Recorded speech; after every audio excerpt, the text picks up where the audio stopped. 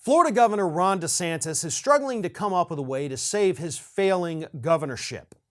We've seen his approval ratings tank right now in polls against his two Democratic challengers, Nikki Fried and Charlie Crist. He loses to both of them.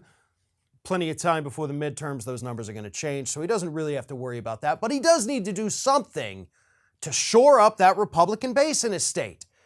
And yesterday, he made an announcement that he thinks is going to be red meat for that conservative base.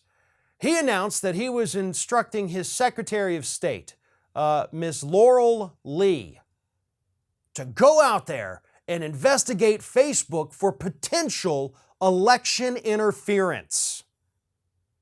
That's a pretty serious charge, election interference. And we know it's a serious charge because Donald Trump's actually being investigated for it over in Georgia. So yeah, that is something people take seriously.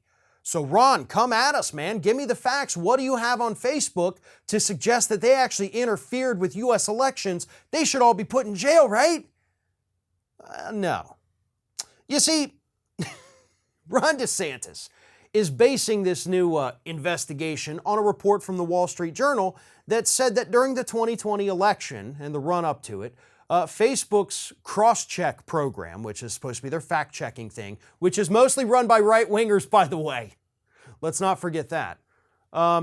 Anyway, cross-check decided that there were a few individuals in this country, celebrities, media personalities, and of course some incumbent politicians, that they just weren't even going to bother fact-checking. You know, they got whitelisted, is what the report from Wall Street Journal says.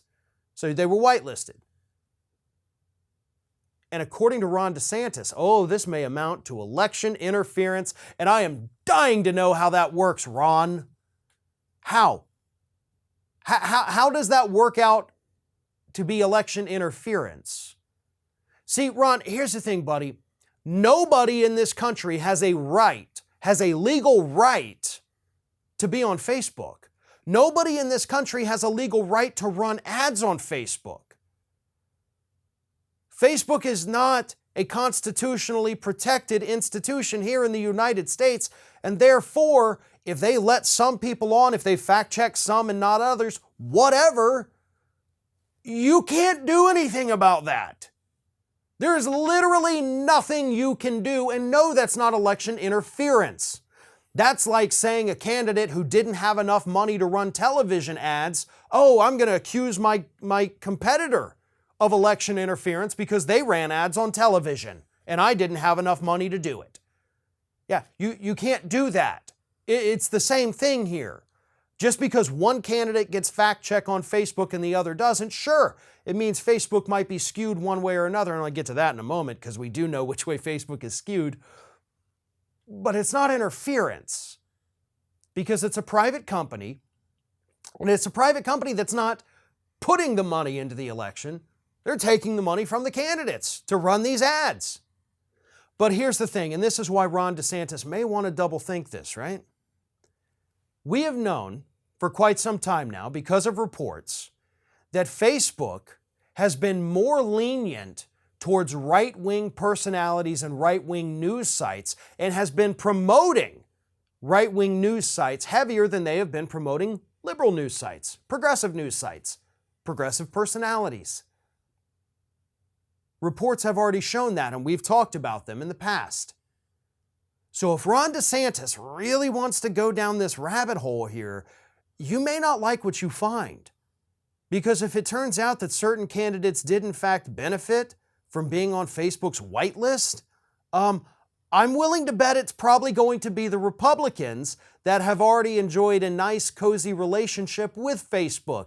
They're not being shadow banned, they're not being censored. They're being promoted. It is what it is. Conduct this investigation at your own peril. We know you're only doing it to, make your base happy because they hate big tech because of big tech censorship, which again isn't a thing. Nevertheless, nobody has a constitutional right to be on Facebook, and therefore, no matter what happens with this investigation, you're not going to end with prosecutions against anyone at Facebook. If you can't get enough Ring of Fire, we encourage everyone to subscribe to our channel for fresh video content 7 days a week. And for even more from me, you can follow me on all social media outlets, Twitter, Facebook and Instagram at Fair and Balanced.